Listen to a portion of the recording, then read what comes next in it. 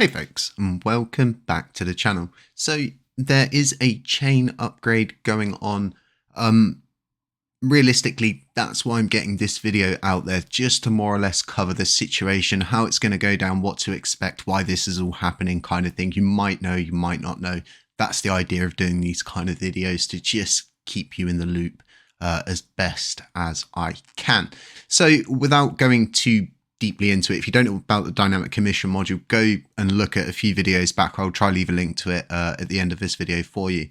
But this is more or less bringing that to fruition, and it's all part of the United Vision approach that we decided to bring forward and try and inspire these developers that sort of stay quiet and work in the background just to get the job done. So try and find a more workable environment that they might find themselves is actually really nice for them to get involved with. There's not a lot of pressure. And without that pressure being there, a lot of the times I find developers work way better than being under times and dates and all of those sort of things. And this is sort of like that rudimentary state we've been in for some time. This is why the pay per job system is going to be so important moving forward. But this is going to happen not obviously on the 8th. It's going to be on the 20th, which is tomorrow, and that is going to be at around 9 a.m. in the morning. So what to expect? Well, validators are going to need to upgrade. The last upgrade, it took some validators 6 hours. It took some validators 10 minutes. It just depends on how you approach it and what systems you're using to approach it. I don't see a huge issue with this one because there's not really anything inside it other than this dynamic commission module.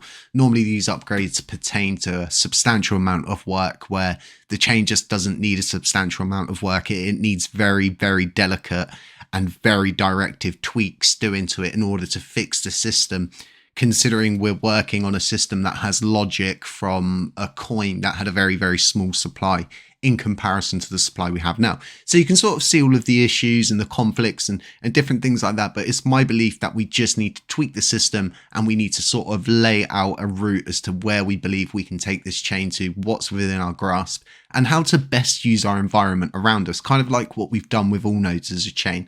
We've decided that, oh, hey, we actually get that from free with them. We could pay them. We don't need to pay them. So let's not pay them. Endpoint solved, right?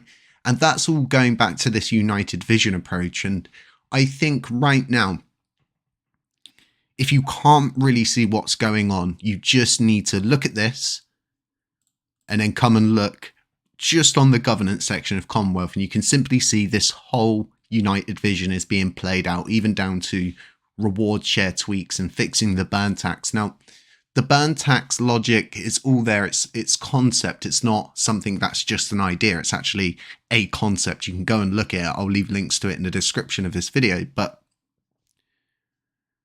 there's this long pause.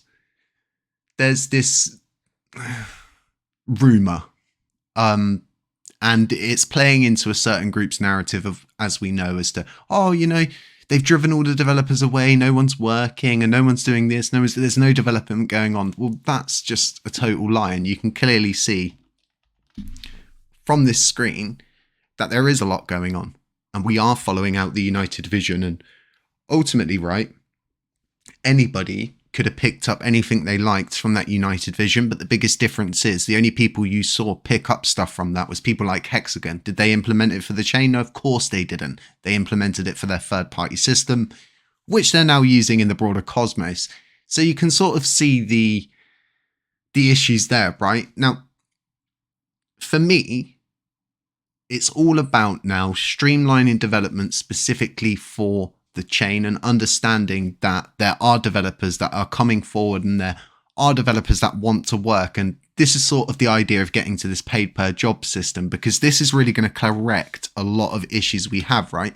And then once again, going back to what I was saying previously, anybody can come and work on this chain. The difference is, right, people want to be paid up front. And it's kind of this issue with what we've paid out for this supposed USTC repeg. Well, we didn't actually pay for a repeg. We just paid people to speak about USTC. And it comes down to that. I think people know that there's an easy paycheck to be had each time, and you can keep whittling the chain down, and it's very easy to destroy something once you have majority control over it. And it's a very dangerous situation. The paid per job will put real spotlight on development of this chain and saying, look, hey, if you want to come work, pick up a job. Pick up a job that's been agreed. The prices have been agreed by developers, the community. It's gone through the voting process, and now they are up as jobs that you can take. Anybody can come and work, right? And all we have at the end of that is pretty much someone, for example, like the L1 team, who check the work, because you have to have someone who checks through any of these merges that are being put forward, because ultimately, right, this brings risk of someone being able to maybe code in a backdoor. Okay, so it's imperative we have people that have been here for a long time, not a quick time, so to speak, and they actually understand the blockchain, even down to the Swagger UI and stuff like that.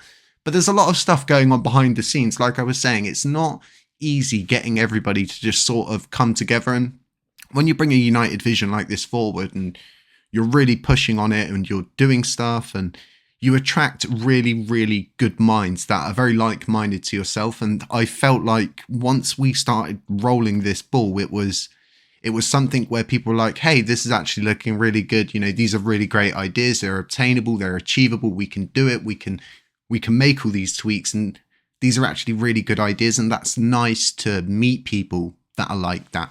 So for me, it's imperative moving forward that we push towards a pay-per-job system that is governance-based, governance-ruled, because then you introduce an environment where, like I said, anyone can work.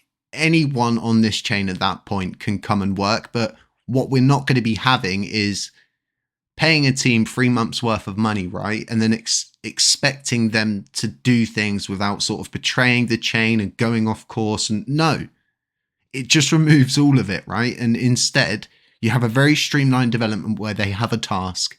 The quicker they get the job done, the more effective they get the job done, and ensuring that the work's correct is what ensures that they get paid quicker.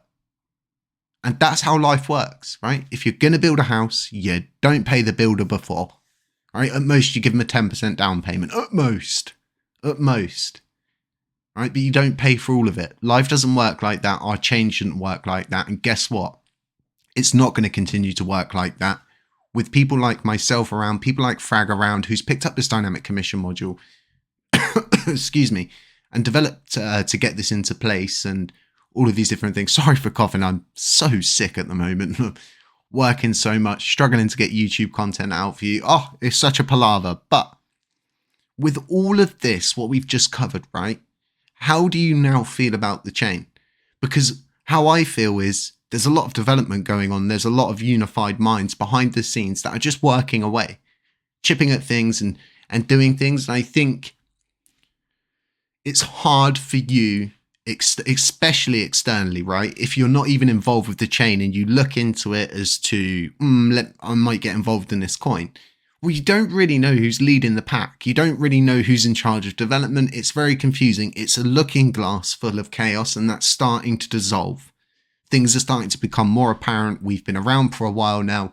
We've been doing this for almost 2 years, and people sort of know who to trust, who not to trust. And like I said, anybody can come and work on this chain now. But when we put this pay-per-job system forward and get it implemented, that really puts a spotlight on the situation of, hey, want to work? Come work.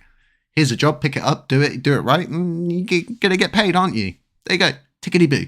Folks, stay safe, stay humble, stay away. This was just a little video that I wanted to get out for you and get your heads in the right space and let you know the chain halt's coming tomorrow at 9 a.m.